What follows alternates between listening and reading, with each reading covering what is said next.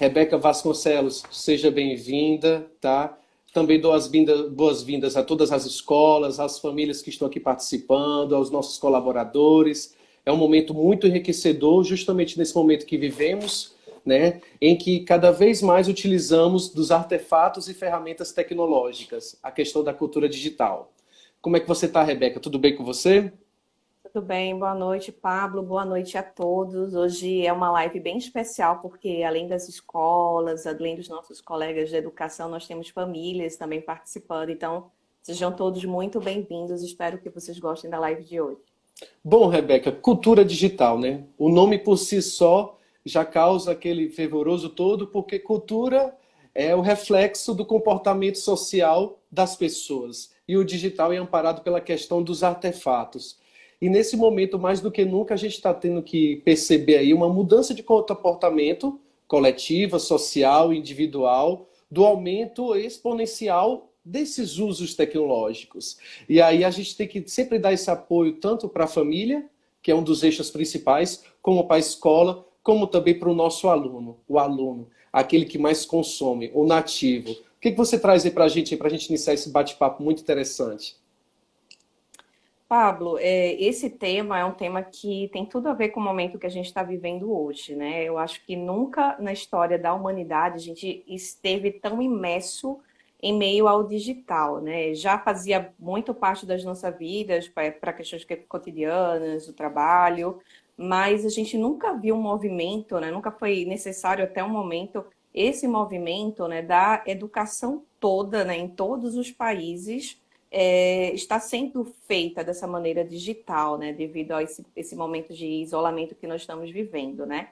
Então, é um cenário novo e, com certeza, esse cenário que nós temos hoje, né, essa educação que está sendo feita de maneira atípica, né, por conta de uma necessidade de modo digital, vai ser um divisor de águas, né, e vai marcar um novo tempo na nossa sociedade.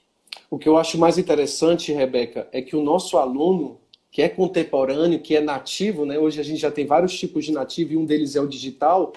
Ele chegava em casa, né? Tinha streams, Netflix, celular, YouTubers. E aí a gente agora está se confrontando com essa situação de que temos que reverter tudo isso, que é muito conhecido deles, para dentro dos nossos processos pedagógicos. E nisso nós temos que trazer um detalhe muito importante, porque cultura digital, às vezes a gente acredita que essa cultura é só no digital, e não é. O digital é uma expansão, é uma extensão do nosso eu. E aí vem muito essa questão da formação desse indivíduo, né? Esse indivíduo dentro desses espaços digitais. E um deles é a nossa própria plataforma, que hoje em dia está sendo utilizada aí de maneira muito intensa e muito produtiva pelas escolas. E como é que a gente pode, de repente, auxiliar a escola e o entendimento do pai desse aluno que está extremamente conectado? Uma coisa que eu queria falar, que eu acho bem interessante, nós, né, que somos de uma geração anterior, nós ainda fazemos muito essa distinção entre vida e vida digital, né? Como se a gente tivesse essa vida fora do digital, né? Para além ou aquém. Só que para essa geração de alunos que nós temos, né, de crianças e adolescentes, eles nasceram já numa sociedade fortemente marcada pelo digital. Então, essa distinção para eles entre vida e vida digital, ela não tem nenhum sentido, né? Então, para a gente ainda exige um pouco de adaptação. Eu acho que a palavra é mudança desse modelo mental para que a gente entenda que a vida desse aluno ela ocorre dentro do digital.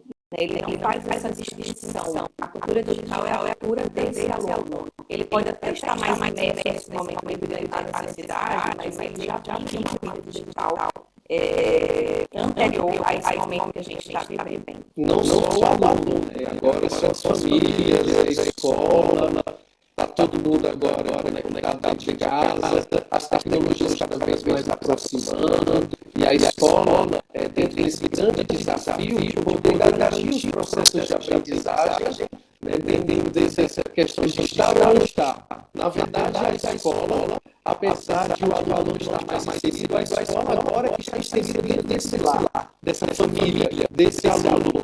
Então, está tendo aí uma nova divisão organizacional o processo de aprendizagem nos lares. E, na verdade, isso é cada vez mais presente nesse espaço. E como fazer isso? Através dos nossos ambientes digitais que nós oferecemos, trazendo uma perspectiva de aprendizagem. Como nós podemos garantir a aprendizagem desse aluno conectado? Com essas ferramentas, fazendo com que o aluno perceba que agora ele tem que construir agora um senso de identidade. É verdade. A gente tem que pensar que no meio de tudo isso que está acontecendo, esse aluno, esse jovem, essa criança, está continuando o processo de construção da sua identidade, né? E isso acontece também em meio ao digital, né? Como a gente estava falando, o aluno faz essa distinção. E aí, Pablo, tem um ponto que eu acho muito interessante que você poderia tocar, que é a questão da maturidade para as habilidades tecnológicas versus a maturidade desse aluno para as questões da vida. Então, isso marca muito o perfil dos nossos alunos. São alunos com altas habilidades tecnológicas, às vezes pouca maturidade digital. Concorda comigo? Totalmente diferente, é isso mesmo, Rebeca, é isso mesmo. Às vezes o ser humano que não tem tanta aquela fluidez com a tecnologia, ele possui uma conscientização de vida, uma maturidade do ser humano. No entanto, o aluno está buscando essa informação. Mas a técnica, a ferramenta, ele domina muito bem. São duas coisas totalmente diferentes. Tanto é que a BNCC, dentro dessa preocupação, traz no seu escopo a questão da competência digital, que é um elemento orientativo que a escola tem que estar muito nesse período, principalmente agora, preocupada em desenvolver com o aluno. Qual é a responsabilidade? Qual é o senso de cidadania digital que o aluno tem que ter agora? Principalmente no seu comportamento. Não é porque ele está no ambiente digital que ele vai poder ter quaisquer ações. Até porque de uns anos para cá, nós percebemos um desenvolvimento legislativo sobre esse comportamento. Então, olha só, é muito interessante as escolas estarem atentas, inclusive os familiares, que a habilidade tecnológica não significa necessariamente que ele vai ter uma maturidade digital. São duas coisas que estão próximas, mas são totalmente diferentes. E aí, cabe à escola entrar dentro desse processo, chamar os pais como aliados para desenvolver essa maturidade digital dos seus alunos. E isso pode ser feito, e é mais interessante falar agora, Rebeca, que esse processo de competência digital, de maturidade digital, ela não precisa estar desassociada dos componentes curriculares. Na verdade, uma coisa vai puxando a outra. É verdade, Fábio. Eu queria voltar um ponto anterior, né? Porque a gente está falando da BNCC e agora é o documento em que regula aqui no meio da educação brasileira, mas eu queria que a gente refletisse porque a BNCC ela incluiu, né, nas suas diretrizes essa questão da formação integral do aluno e contemplando também o desenvolvimento dessa competência digital. A gente estava falando no ponto anterior sobre o desenvolvimento da identidade desse aluno. Esse é um aluno que ele está extremamente conectado. Agora ele está muito conectado para as questões educativas de aprendizagem, mas é um aluno que ele já vive nesse meio digital, especialmente dentro do entretenimento, dos jogos, das redes sociais. E no meio disso tudo, esse aluno ele está criando a sua identidade. Então, como é que esse aluno, como é que seu filho, como é que seu estudante, ele tem se apresentado nessas redes sociais? Como é que seu aluno se apresenta, por exemplo, na plataforma aluno? Né? Então, existe uma questão muito forte que a gente precisa debater sobre essa construção da identidade digital. Essa identidade, ela não precisa ser necessariamente idêntica em todos os sentidos daquela que nós temos no nosso cotidiano. Algo bem interessante a gente pensar como esse universo virtual, digital, ele pode até se constituir em determinadas ocasiões uma atmosfera muito segura para o aluno que ele é, por exemplo, mais tímido, falar mais, aparecer mais, testar um pouco outras habilidades que normalmente ele não mostra, né? Ele não apresenta no seu cotidiano. Então pode ser o ambiente digital, virtual, ele pode ser muito rico para que esse aluno ele possa ampliar o seu leque de experiências. Mas, em contrapartida, a gente tem que ter muito cuidado, porque é muito fácil a gente também se criar espaços nesse mundo digital, ou seja, criar uma identidade muito longe daquilo que nós somos. E aí há essa quebra, né? Esse distanciamento, né, da identidade aqui do seu, Rebeca, com a Rebeca que se apresenta nesse meio virtual, né? Pode falar, tá ótimo. E daí a gente pensa, né? Poxa, isso é uma questão tão séria, tão delicada. Nossos alunos, eles vivem isso, eles estão passando por essa questão. E nesse momento nós temos que pensar, né? Como a escola e como a família vão poder agir diante dessa situação. Como a família, a escola pode orientar esse aluno que vive dentro desses mundos digitais, né? Desses mundos virtuais. Eu acho que é a preocupação de muitos pais nesse momento. Poxa, meu filho já é muito exposto ao ambiente digital, agora ele também está estudando, porque as aulas estão acontecendo à distância, ele está ainda mais exposto. Então, é um cuidado a mais que a gente precisa ter, entender como é que o nosso filho está se comportando e agindo nesse momento. Rebeca, então vamos aproveitar aqui um momento e trazer uma dica, né, para nossos pais e escola, a própria questão, tá, da nossa plataforma. Existe o perfil do aluno, existe o perfil da família. A escola pode guiar nesse processo de identidade, porque existe um painel em que o próprio aluno acessar, ele troca a foto do perfil, existe um espaço para ele colocar o que ele gosta, o que não gosta, os hobbies. E isso é encaixado com o nosso próprio material pedagógico. Por exemplo, se poderá ser a questão do socioemocional da educação infantil. Não é necessário o aluno estar sozinho nesse processo. Eu acho que é um momento muito de a escola colocar uma fonte de junção entre a família e o aluno. Eu vou preencher meu perfil de acordo com aquela identidade consciente, porque é um espaço sério de aprendizado. E lá ele coloca as características de como ele se vê, inclusive com a própria imagem. E aí o pai percebe também como o aluno está nesse processo de formação dele como indivíduo. Porque vão ter outros espaços. Eu posso ser A, mas também posso ser um B. Vantajoso, forte, bonito. Aquela pessoa pode ser uma pessoa tímida. E aí o pai detecta nesse momento elementos de atenção e não de preconceito. E aí volta para a escola e dialoga. Como está o desenvolvimento do meu filho? Isso em vários aspectos. Identidade, moral, a questão da cidadania. A nossa plataforma, fora os processos, fora os recursos pedagógicos, ela dá vários insumos que o professor, tendo esse filho junto com a escola, pode visar esse processo de construção. É verdade. Eu acho que é muito válido. Eu estou vendo muita gente concordando, né, sobre a importância de discutir sobre identidade.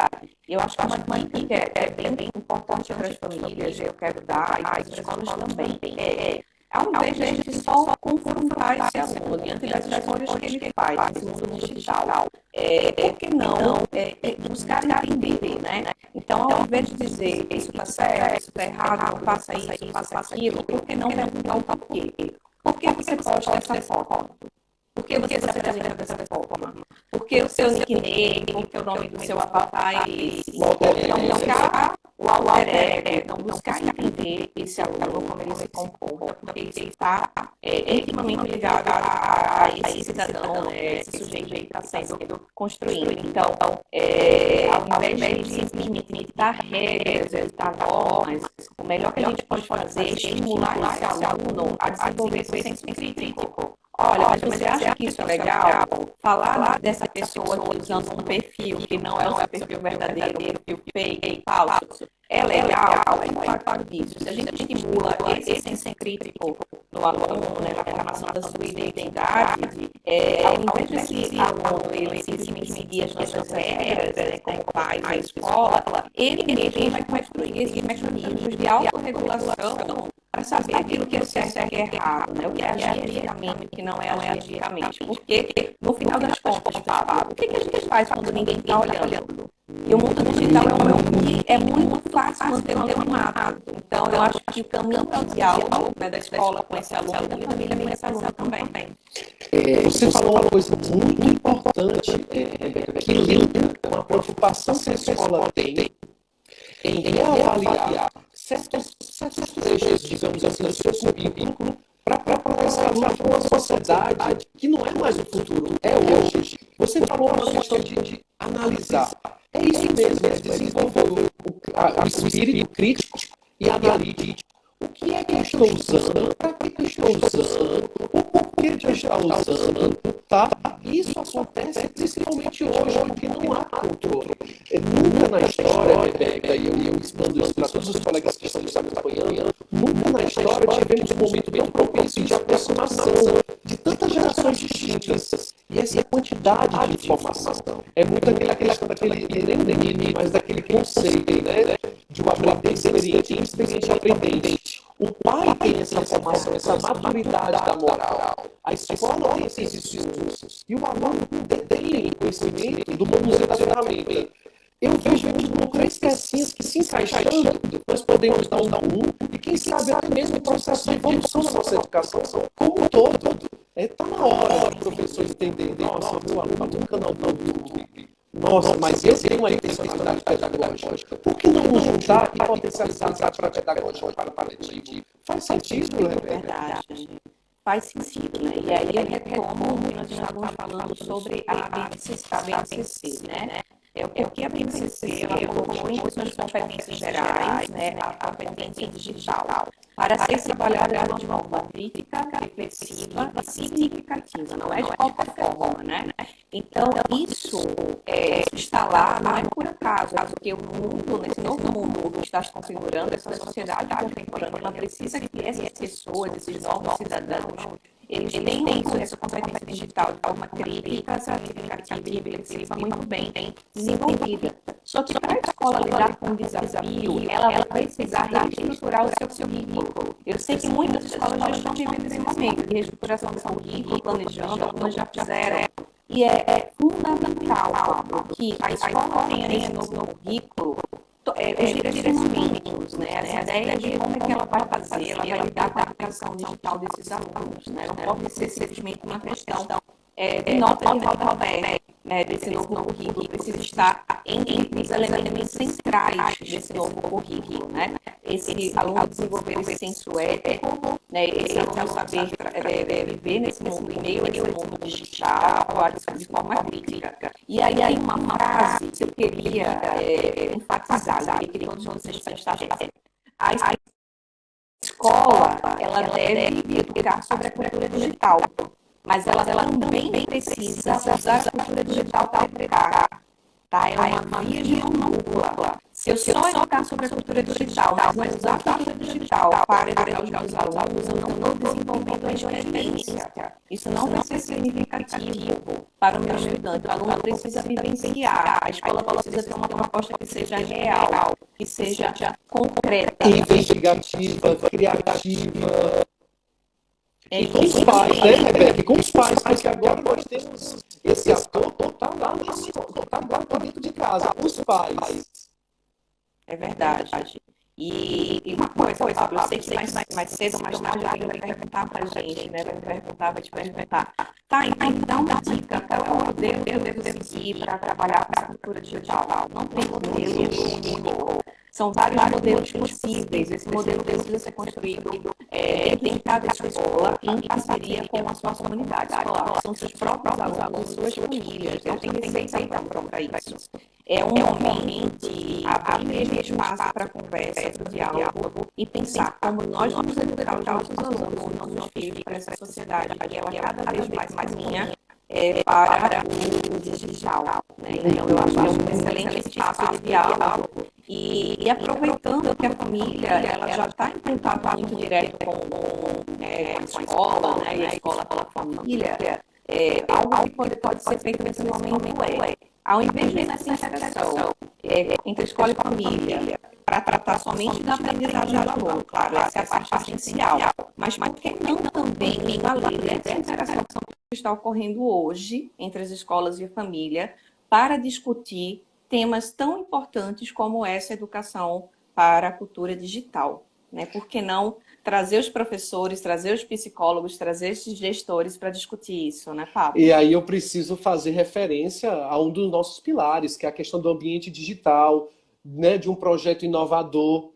O pessoal agora aí dos anos finais receber o Guia da Família, que tem aí dividido vários temas que estamos tocando no assunto agora, que inclusive a escola pode iniciar esse movimento, também fazendo videoconferências com os pais, puxando eles para esse diálogo, Nós tivemos agora em fevereiro uma webinar sobre tecnologia educacional, que nós falamos sobre cidadania digital, em que trouxemos vários pontos sobre isso. Inclusive, convidamos uma escola parceira que trouxe seus alunos, dois nativos digitais, uma produtora de conteúdos e um outro que vive dentro de ambientes digitais. Então, você que está aí nos assistindo, quiser aprofundar sobre esse assunto, resgata na nossa página oficial do Facebook, Uno e Educação, um webinar muito bacana de tecnologia educacional. Agora, se não me falha a memória, dia 29 de março. Foi muito bom. É interessante até dialogar isso com os pais, trazer eles para dentro desse processo. E assim, Rebeca, só unindo e finalizando, já que a gente está entrando aí para os nossos 8 minutos finais, é a questão da família em casa. Né? Não é só a questão de videoaula, videoaula, videoaula, faça isso, faça aquilo. Não! Nós temos um contexto agora socioemocional, linkado com uma plataforma digital de cultura digital, em que a gente sabe que está tendo uma reorganização. A gente hoje em dia em casa está vendo a nossa vida profissional dentro de casa, a vida escolar dentro de casa, a gente acompanha o mundo dentro de casa. Que tal então começarmos a pensar em práticas em que todos os sujeitos de casa possam participar desse processo de conhecimento, desse processo de aprendizagem que o aluno agora está tendo. E não só, mais uma vez a gente gosta muito de reforçar isso, não só linkando com os conteúdos curriculares, mas com a questão do senso crítico, com a ética, com o que está acontecendo no mundo. A gente tem que ter muita preocupação com o nosso querido aluno, que é o nosso bem precioso, porque existe um acesso desenfreado, descontrolado. Então ele pode conhecer pessoas, qual é a responsabilidade que ele está tendo nesse momento, que tal de repente colocar, inclusive, temas para serem trabalhados com a família. É isso. É verdade. E a gente tem alguns desafios pela frente, né? Eu queria citar alguns aqui. Um primeiro desafio é algo que nós chamamos de tecnofobia. Não sei se vocês já ouviram esse termo, né? Já ouviram alguma vez que alguém é tecnofóbico. E o que é que significa tecnofobia? É o medo da tecnologia. Mas não é aquele medo porque eu tenho um pavor, né? Enfim, é um medo justamente disso, desse desafio, né? Se o meu aluno, se o meu filho, ele é mais habilidoso do que eu, né? O que eu vou fazer? Como é que eu vou ensiná-lo, né? Então, o primeiro ponto é que a gente precisa quebrar as barreiras, a gente precisa deixar essa tecnofobia de lado, a gente precisa deixar esse medo. E aprender com o nosso aluno também, tá? O professor aprende com o aluno, a família aprende com o aluno, eu aprendo com meu sobrinho de 11 anos, e por que não? Então, a tecnofobia, ela precisa ser superada. Um outro ponto, um outro grande desafio é como a gente traduz os nossos valores da vida cotidiana para esse mundo digital. Então, se a gente cultiva valores como respeito, como autonomia, como a ética, como a colaboração, enfim, e vários outros valores, como é que eu transponho isso para que não exista vamos dizer assim, esses limites entre o digital e o que não é digital? Eu preciso que a vida ela seja fluida, e a vida desse estudante ela é fluida. Então, como a gente traduz? Isso é um desafio para a escola, é um desafio para a família traduzir esses valores. Que diz construção, né? Às vezes, para algumas pessoas, a gente fala de tecnologia, já tem uma aversão, e não é. A gente gosta muito de falar essa frase. Nós não temos que ser escravos da tecnologia ou temê-la. Ela é que tem que ser uma escrava de utilidade para nossas vidas, porque tecnologia é todo ou qualquer artefato que facilita o nosso dia a dia. E é muito importante essa questão, porque os nossos alunos precisam de uma orientação nesse contexto, principalmente os dos ciclos iniciais, educação infantil, anos iniciais, que ainda estão debravando esses universos muito cedo. É muito comum, principalmente antes do isolamento social, nós íamos num restaurante, nós íamos numa feira, e de repente ter crianças ali extremamente conectadas. E a escola levar essas preocupações para a família empodera. Você teve uma fala muito interessante, Rebeca, porque aprender com aluno, aprender com aluno, aprender com aluno, mas o produto disso tudo é que o aluno vai aprender de várias fontes, porque ele também está aprendendo. A partir do momento que se ensina, se aprende. Concorda? É verdade, concordo. E eu só queria falar também mais uma coisa sobre esse ponto, né? A gente falou agora da questão socioemocional, o quanto é importante a gente ter esse cuidado, a questão do desenvolvimento da identidade do nosso aluno, do nosso filho.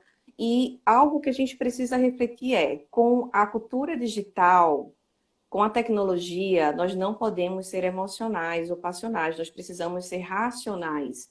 A tecnologia, a cultura digital, ela nos coloca desafios imensos enquanto cidadãos, enquanto sociedade. Para a gente lidar com esses desafios, a gente precisa ser racional, né? A gente precisa ter essa racionalidade, a gente precisa ter esse senso crítico muito aguçado. Então, a gente precisa ensinar esse aluno, esse jovem, né, essa criança, a desenvolver a sua racionalidade. Não é só porque eu gosto, porque eu quero mais um pouquinho, porque é bom. Eu preciso ser racional, eu preciso dar parâmetros e estimular o desenvolvimento desse aluno, né, com suas próprias reflexões, né? Ele precisa desenvolver suas próprias reflexões, aprender a pensar. A gente fala muito sobre isso, né? Aprender a pensar por si mesmo, né? E não porque outra pessoa disse uma coisa e ele está seguindo, simplesmente, né? E eu aprender a pensar, né, Rebeca, não é um fato isolado, é um conjunto de vários estímulos, de várias necessidades que o ser humano tem.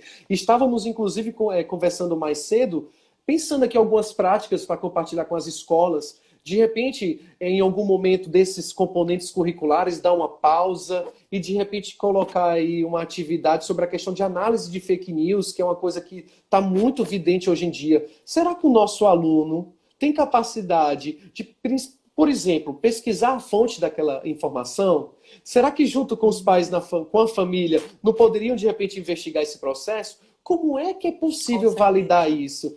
A gente tem vários insumos, tá? A gente está aí nesse momento vendo muita reportagem na televisão. Como é que podemos pegar a própria questão midiática da TV e pegar esses quadros e trabalhar dentro de um componente matemático? Que mudanças na geografia no mundo, com fotos, a gente está vendo aí muitos relatórios sobre a questão da regeneração da natureza. Como trabalhar isso em biologia? Como trabalhar isso em geografia? Geografia, gente, com as novas redefinições dos espaços urbanos. Ou seja, nesse pequeno bate-papo que nós tivemos aqui, existem inúmeros insumos. E assim, gente, às vezes, as melhores práticas pedagógicas são aquelas em torno do ambiente do aluno. Se hoje o aluno está dentro de casa, o ambiente dele se expande para o mundo, porque ele tem acesso a essa informação. Então, como nós podemos ajudar? É verdade, né? Não só a escola, né? Mas nós, enquanto sociedade, nós vamos enfrentar desafios enormes, né? Mas eu acho que o primeiro passo é isso. A gente precisa consolidar essas competências, né, gerais. A gente precisa consolidar muito bem essas competências que são relacionadas ao pensamento, né? Ao pensamento crítico, ao pensamento reflexivo. São essas competências que nós chamamos de competências de alto nível, né? De alto nível, isso. E tem uma perspectiva muito interessante, Pablo, que a gente pode citar, né? Algumas perspectivas que nós temos para os próximos anos. Na verdade, algumas coisas já acontecem hoje, mas nós vamos ter algumas intensificações, alguns desdobramentos do que já acontece hoje. Então, um ponto de atenção, acho que agora mais para a escola, mas também, claro, é válido para a família, é que nós já vivemos aquilo que é chamado de quarta revolução industrial. Nós já estamos vivendo esse novo momento na sociedade, né? Mais um novo paradigma desse desenvolvimento industrial. E essa quarta revolução industrial, ela é marcada por mais desenvolvimentos tecnológicos e de nível muito mais sofisticados, né? Então, a gente tem a questão da inteligência artificial, da nanotecnologia, da biotecnologia, a neurotecnologia, as impressoras 3D, os drones, enfim, internet das coisas. Então, a quarta revolução industrial, ela já é uma realidade, só que nos próximos anos a gente vai ver isso se intensificar e muito. Já se fala, por exemplo, isso já não é nenhuma novidade, que a Alemanha ela tem um projeto de tornar todas as suas fábricas autossuficientes, né? Ela fazer com que a fábrica tenha um mecanismo inteligente, né? Que as próprias máquinas, que a própria inteligência artificial dessas máquinas, elas sejam responsáveis por todo o funcionamento dessas fábricas. Ou seja, eles querem eles têm um determinado prazo para poder fazer com que as fábricas funcionem mais sem uma ação tão próxima do ser humano, né? E o que isso quer dizer, enquanto sociedade? Que nos próximos anos nós vamos ter, em alguns países, especialmente os países mais industrializados, desemprego em massa. Já se fala que nos 15 países mais industrializados do mundo, pelo menos 5 milhões de pessoas vão perder os seus empregos. Isso quer dizer o quê, Pablo? Isso quer dizer que a gente precisa preparar esse aluno para uma nova realidade. Uma realidade onde alguns empregos eles não vão mais precisar da ação humana, outros vão deixar de existir porque simplesmente se tornaram obsoletos, e ainda teremos um conjunto de novos empregos, de novas funções na sociedade que ainda não existem.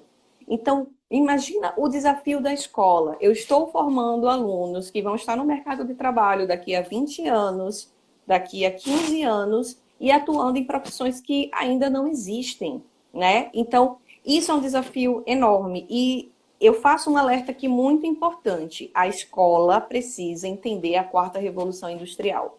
A quarta revolução industrial, como todas as outras que precederam a essa, elas marcaram fortemente tudo o que aconteceu na sociedade, a política, a economia, as relações humanas. E se a escola entender isso, né, como isso pode funcionar, como isso vai funcionar, quais são as perspectivas, ela vai estar em condições muito melhores de formar esse aluno. Por isso, Rebeca, que eu considero que a BNCC ela não veio à toa. É por isso que eu acredito que essa base comum ela veio para resgatar valores. Valores morais, valores do meu eu, valores socioemocionais, valores que são ligados aos nossos processos criativos, aos nossos processos de solução criativa de problemas complexos. Nós temos agora uma gama que extrapola além do componente curricular. Nós estamos, de fato, preparando, Rebeca, e aí eu gosto muito dessa frase, preparando os seres humanos bem melhor preparados para as diversas situações que nós venhamos a enfrentar, tá? Essa questão de criarmos seres humanos resistentes ao não, à negatividade e ao entendimento desse novo mundo digital é uma consequência disso. Bom, gente, eu gostaria de agradecer a todo mundo que está aqui. Estamos aqui entrando na nossa reta final. Eu acho que foi um bate-papo muito interessante. Cultura digital, ser ou não, estar ou não estar, e presente, e é isso aí. Eu acho que a escola deve puxar a família para esse diálogo. É muito além. Lógico que esse discurso que a Rebeca nos trouxe, esse debate, é algo ainda para vários anos na frente, mas é algo que nós temos que ter preocupação hoje, porque há 20 anos nós temos muitos conhecimentos de profissões que deixaram de existir e outras surgiram. E quais são aquelas realmente profissões que precisam de um senso humano, de um senso de carinho, sabe? De um pensamento acima somente do pensamento lógico, daquela decisão que pode ponderar, por exemplo, vidas, a saúde. Então é isso. Não é que simplesmente o mundo vai deixar de ser. Na verdade, ele está em transformação. Estamos constantemente em transformações. E é por isso que a nossa educação tem que acompanhar. E é por isso que o nosso projeto de ensino na educação sempre traz o que há de mais moderno, o que há de mais contemporâneo, o hoje. Nós temos que desenvolver o hoje para estarmos preparados para um futuro, seja ele qualquer. Então eu gostaria de agradecer a todos que estão aqui presentes, os familiares, nossos colegas colaboradores, as escolas principalmente, que estão aí dando um show, né, de resiliência, de avanço, de maturidade, de construção. E a fala fica com você, Rebeca, para dar aí esses parabéns para todos esses educadores que estão aí se ressignificando, se retransformando e reaprendendo a forma como educar. Bom, eu também queria deixar o meu muito obrigada a todos vocês que participaram, as famílias, as escolas, a todos que por algum motivo vieram até aqui. E eu queria deixar uma última reflexão, Pablo, que a função da escola, de fato, é estar conectada à sociedade para construir esses indivíduos que são capazes de transformá-la e melhorá-la, né, a cada dia, a cada geração que se passa. Então, a escola que não está conectada ao que está acontecendo na sociedade, às mudanças, né, aos desafios, é uma escola que, infelizmente, ela pode funcionar até muito bem, mas ela vai funcionar muito bem do muro da escola para dentro. E esse novo mundo, né, essa nova sociedade contemporânea que se apresenta, ela precisa que a escola ela rompa essa barreira do muro, que ela saia dos seus muros e comece a dialogar mais, não só com a família, mas com a sociedade como um todo, porque esse é o motivo de ser da escola, né? É fomentar e todas essas mudanças sociais e essas melhorias para as pessoas. Então, muito obrigada, desejo uma boa noite a todos, espero que e possamos nos ver muito em breve. E dar aquele abraço forte, né? Tchau, gente. Presencialmente vai ser melhor. Tchau, tchau, Com gente. Um certeza. beijo, muito Beijos. obrigada. Abraço a todos. Tchau, tchau.